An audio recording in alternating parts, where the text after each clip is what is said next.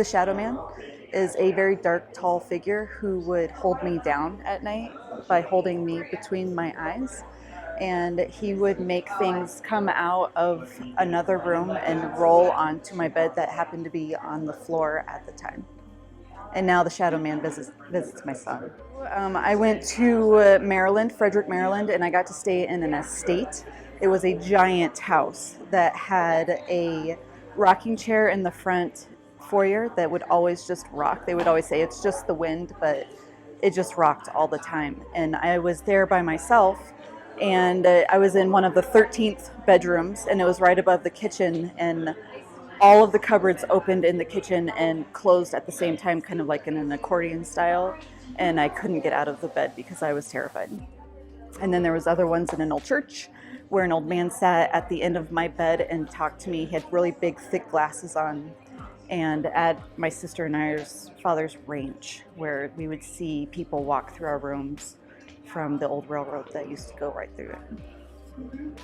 So as a kid, I would always be just super, super terrified. I'd wake up in the middle of the night and see the same thing happening over and over again, which was this man coming at me, and I thought it was an axe. And then as soon as I would close my eyes and open them, he would just like kind of vanish and go away. But it was real to me because I knew that I was awake, and it happened. I was at my parents' house about 6 years ago, 5-6 years ago, and I had this feeling to go outside, let my dog out. So I walked up the back porch, and I normally just let him out and come back inside, but I had this feeling to look up in the sky, and I just saw, had to be 20 orbs of light up in the sky, and they weren't stagnant. They were moving in and around each other in like geometric patterns. And I watched them move across the sky. So I ran in, called my parents out. We all got in the backyard and just watched them move across the entire sky, doing circles and lines and just doing this dance around each other. We watched them kind of go from like the east over to the north sky, and then they just faded away into nothing, and they just disappeared. And that was the most significant alien experience I've had. I was in my bedroom and I was doing a Joe Dispenza meditation, and I was laying on this heating pad. It was like a PEMF mat that had tourmaline and amethyst. And in my meditation, I went into like a theta state, and I was almost like half asleep but half awake. I was dreaming. I was on the phone with my mom and brother, and all of a sudden I saw a reptilian at the foot of my bed. But I could still feel the heat from the heating pad as all of this was going on. And I was like, hold on, Mom, there's a reptilian at the foot of my bed, I gotta get it. And so I pulled out my hand as if it was a gun and shot light at it. Pew, pew, pew, pew. And it fell down like a bowling pin. But then 3 other reptilians came up in its place. And so I had to shoot them down, and each time I shot one down with the light, pew, pew, pew, pew, like 3 more came up in their place until my whole room was like surrounded by all these reptilians. And I was like, I can't believe like I'm fighting an army of reptilians. My mom and brother are over here just having this normal conversation. No big deal, guys. Let me just fight this army. And so I started like really just hardcore hitting it, pew, pew, pew, pew, pew, pew, pew, pew, pew, all over with the light. And all of a sudden, this big flash of white light like encompassed my whole room, and they all fell over. And in its place was a big white reptilian that came and stood at the foot of my bed. And he said, basically, you passed our test, and that you have nothing to fear anymore, nothing else can hurt you, and not all reptilians are bad. But we just taught you that even the ones that have not so good intentions, let's say, you can conquer just by being you and shining your light. So that's my message for everybody. Don't be afraid, just shine your light. 6 years old, had not been previously exposed to really any content surrounding UFOs or ufology or really any kind of extraterrestrial content at all. And I went to bed as normal, fell asleep, and had one of the most vivid dreams. Like I could still remember it like it was yesterday. I was under, you know, in like the playgrounds, you've got those like half-orb jungle gyms, and they kind of look like almost like a soccer ball. I was hanging upside down in one of those by my knees in the dream, and this huge like football, maybe even like 2 football field size UFO just comes like, it stops right over top of me. And then from there I go black. And when I woke up, I was in another room in the house. Very typical story, you'll hear a lot like this. And just, you know, sitting on a couch, woke up, went back to my room, played it off as a dream. And then years later, I had this woman approach me, and she asked me if I was an experiencer, and I brought this experience up. And I said, yeah, I wonder if I was visited that night. And she just got so serious and went, oh, honey, like, boy, did you. And then there's been a lot more. And then from that moment on, it started unlocking all of the other memories that get buried in there. You know, that reality doesn't quite fit with this one, so we tend to bury it. And yeah, I'll keep it simple. I'll keep it at that. Hi, I'm Karen. Just talking about a little bit about my experience, which has been a lot of lately. I've had a huge awakening. My whole life's been a big awakening. I had contact as a child. I've just realized I was contacted as a child. I think I was 7 or 8. And I wasn't aware of that until in my 40s and 50s when it just became more aware. I always had different alien and different paranormal experiences. Like my uncle committed suicide in my grandparents' house, and he's always been there. And now that my grandparents have passed, my grandpa's still there, and he's like a protective force. And I realize that there's so much more than just being here on Earth. I realize I have a mission, and I can't wait to figure out what that is. And it's really exciting because, you know, I'm a hairdresser, been a hairdresser for 28 years. Slave to the system, didn't realize I was a slave. At work one day, craziness going on, I just went, maybe someday I can work from home. Whatever the path is, I'll walk it. And then the next day I quit. The next day after that, I was working from home.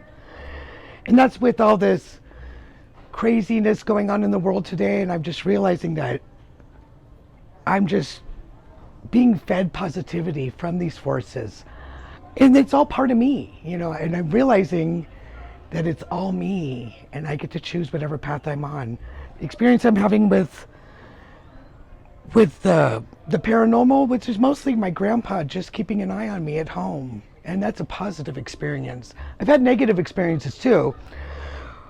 Well, I can talk about one apparition that I saw when I was in actually Kingman, Arizona, at a little motel on Route 66. We stayed at this old rundown motel, and our friends owned it, but it was going to be multi-million dollars to fix it. So in the bar, we were all drinking heavily. They said, you guys can't drive, so we slept in one of the old rooms. They put us in the Blue Lady room. So we go to sleep, it was super cold, it was snowing outside, space heater. We were asleep, and middle of the night, wake up, oh, so hot and sweaty. My boyfriend went and unplugged the space heater, and we went back to sleep. Seemed like 2 minutes later, deja vu, oh, so hot, goes to unplug the space heater. Realized he'd already unplugged it. It was right between him and the mirror. A boof, a blue light flashed, and an apparition of a woman in turn-of-century clothes, radiated blue, and he screamed and ran down the hall, and I screamed and ran down the hall after him, and that was the Blue Lady. And I saw him years and years and years later, and he's like, I don't believe in aliens, and I had to remind him of the Blue Lady. There's so much more that we don't know, and I'm so open to learn more. Thanks for letting me share. So I had a really strange experience after I went to Disclosure Con in Pine Top, Arizona in 2019. That following day I got home and I decided to take a nap, and lots of times I don't like to take naps because I tend to go into like a coma type of a situation. But my dogs were in there and they're very vocal, and so it was me and my dogs, and all of a sudden I was really in this deep sleep and I felt like I couldn't move.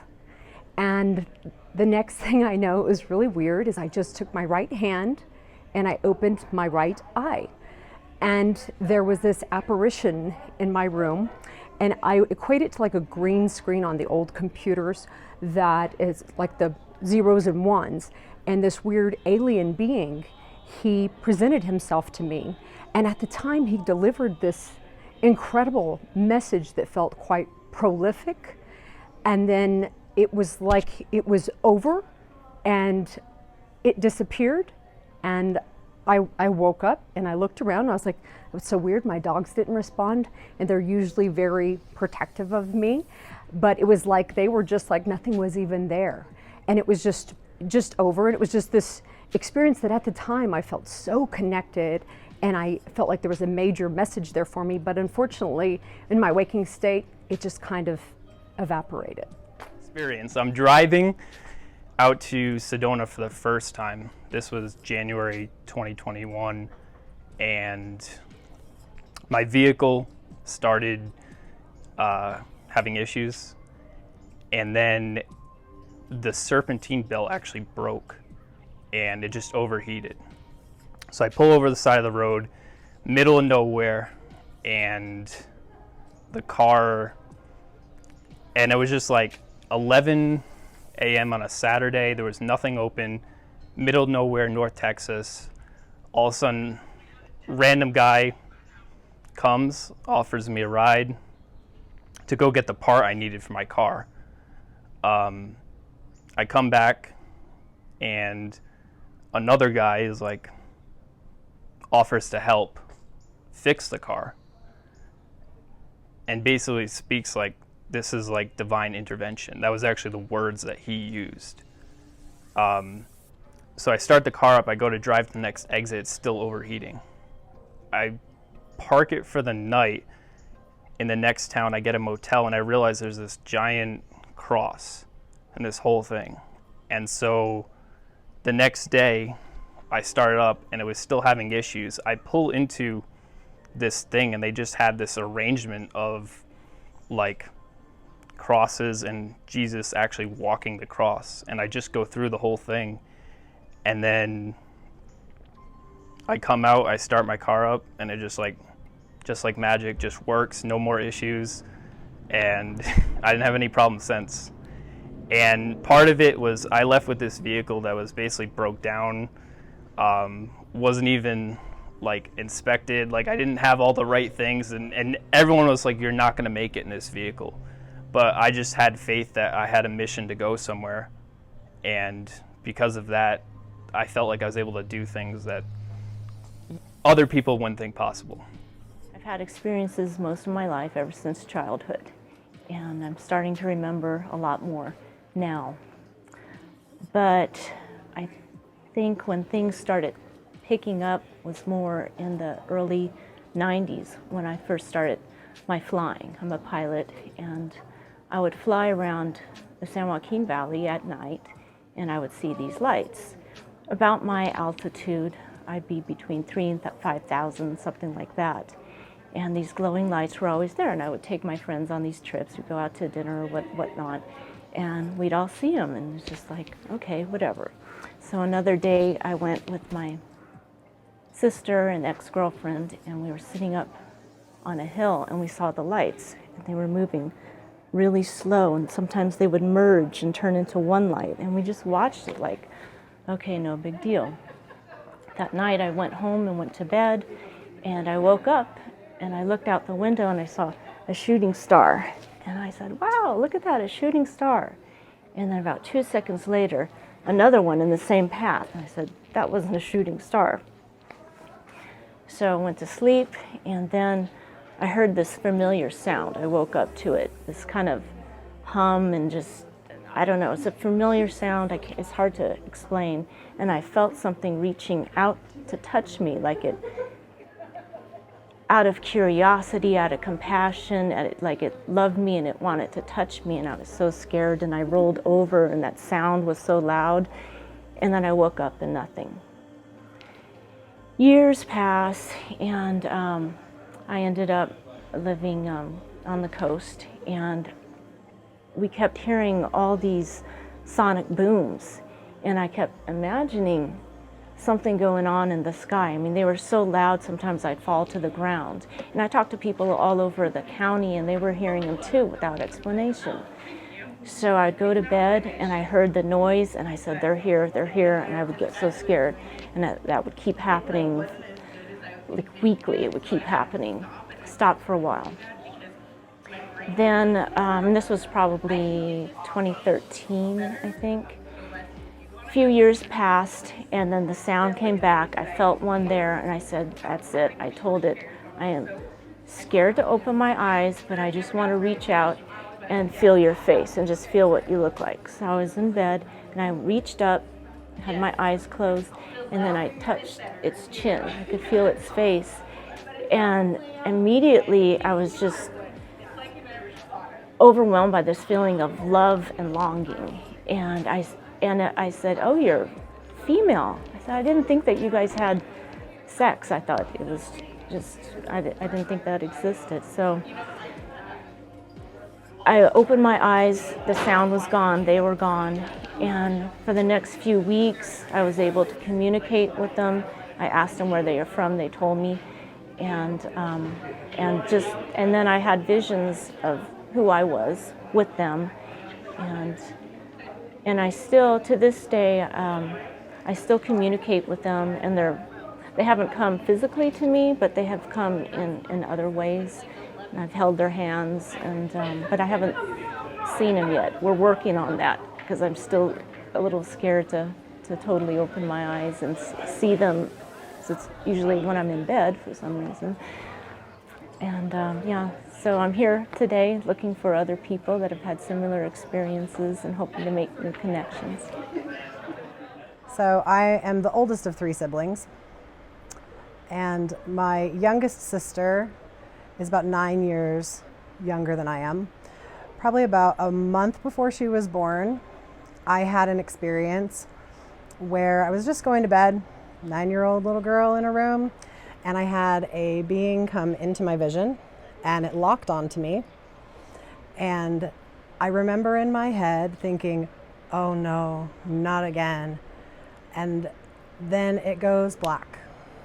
And the only thing I remember is that I had a dream, like right before you wake up, about that twilight time, like 5 a.m. Right about 5 a.m., I started having this dream, and in the dream, God was telling me that my mom could not carry the child and that I was going to have to give birth to the child. And I was like, I don't know if this is going to be socially acceptable in my household because I am 9 years old. And so I was very scared of what my family was going to think in the dream of is this miraculous conception? What's happened to you? And so being the little child that I am, I thought I just had to go to the restroom. And so I went to the restroom and proceeded to have the baby in the toilet. And Kara, my sister, was born about a month later. And God told, like I said in the dream, God told me that I was going to have to birth this child, and it was almost like I had to become her mother. And so I kind of take it as that I did have to end up being her mother. My mother was not capable of being emotionally there for me. But through the memory of the being, it led me to another memory that I had completely forgotten about. When I was about 6 years old, I had a slumber party, and it was one of those, my birthday's in the summer, so I didn't know all the kids in the class yet, but my family proceeded to invite all of just the females in the class, and we had a sleepover. And the next morning, we had a normal time, opening presents, all in all, cake, movie, whatever, slumber party. Wake up the next day, and every child at this entire party was afraid the next day. And I couldn't figure out why, but there was just this very weird vibe that was going on through the whole party. And finally one of the girls said, "Don't you remember when you were screaming?" And I said, "I don't know what you're talking about." And one of the girls was just missing from the party the next day. I don't know, I wasn't very close with her. I barely remember her, but it's led me down the rabbit hole of thinking that maybe there was a little bit more to this experience than I thought. I met up with Matthew Mornian from the conference here, and we talked about it a little bit, and he got a download that it was almost as if a group of beings or beings of some sort went in and almost abducted all of us. And he very much hesitated to use the word molestation, but eventually that's what he came up with, and I said it feels accurate. I don't know exactly what happened or if we were tagged that evening or what exactly happened. It's one of those things I've been curious. We'll see what comes of it in the future, just continuing to unlock the memories. Hi, my name is Jay Blessings. I wanted to share the story of the time that I was in Ojai, California, and a group of 10 of us, we did the CE5 meditation. So we rented an Airbnb up in Ojai, and I had tried the CE5 meditation one other time, and it didn't work too well. I think that time was probably because I was on mescaline and just I wasn't connecting. But I just wanted to share that this time in Ojai with this team of 10 of us doing the CE5 meditation completely changed all our lives when we all witnessed the exact same thing, and it was so profound and moving to be able to drop in and then with this universal consciousness, this unconditional love, do the guided meditation and call in the craft. And when the craft appeared about 2 minutes after finishing the CE5 meditation, and I have to say that there was no question. We all 10 of us saw, and all 10 of us knew without question, this was not a plane, this was not a satellite, this was not an air balloon, this was not any of those things. This was a sign of what consciousness truly is and can do. It changed all our lives. And I can honestly say that it's given me a completely different perspective on the nature of reality and consciousness, and it's given me a brand new outlook and optimism, as I really do. I want to be able to share as much as I can this story to let others know that this is not some fake or phony or crazy. I don't know. I don't want to get Stephen Greer involved, but like, I just wanted to say that this is completely a real thing, a beautiful phenomenon, and I wanted to at least send my appreciation for Tyler and Aaron and the great work they're doing. Thank you all, and keep your eyes on the skies.